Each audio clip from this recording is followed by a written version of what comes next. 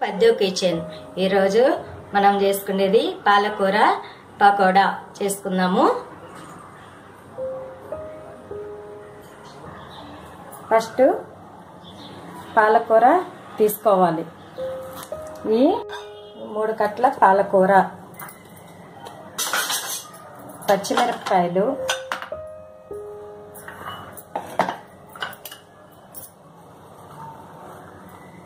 ఎనిమిది పచ్చిమిరపకాయలు మిక్సీలో కొట్టుకోవాలి. అల్లం ముక్క, జీలకర్ర ధనియాలు మిక్సీ పట్టుకుందాము.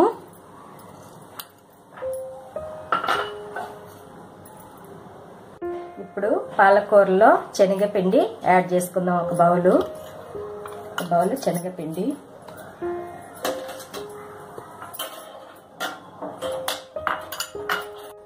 బియ్యం పిండి 1 spoon, salt, soda, cooking soda, కరింపాకు, ఇందాక మిక్సీ పట్టుకున్న పచ్చిమిరపకాయల పేస్టు. ఇది పేస్ట్గా వేసుకుంటే పిల్లలు తీసేయకుండా తినేస్తారు. ధనియాలు జీలకర్ర వేస్తే మంచి స్మెల్ వస్తుంది కాబట్టి మనం వేసుకున్నాము. ఇప్పుడు ఉల్లిపాయలు 1 కప్పు,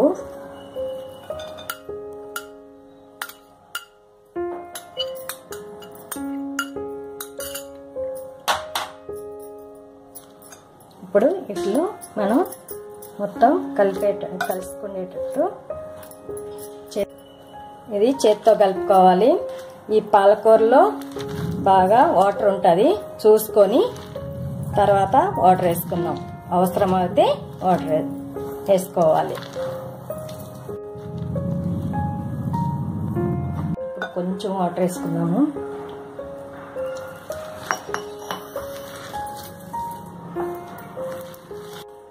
ఇప్పుడు స్టవ్ వెలిగించుకుందాము. ఆయిల్ పోసుకున్నాం కదా బౌల్లో.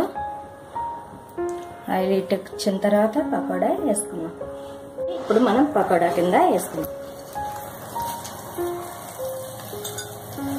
ఈ విధంగా వేసుకోవాలి. సిమ్లో పెట్టి వీటిలో కాల్చుకోవాలి. పకోడా వేగింది. ఇది టిష్యూ పేపర్ వేసుకున్న ప్లేట్లోకి తీసుకుందాము.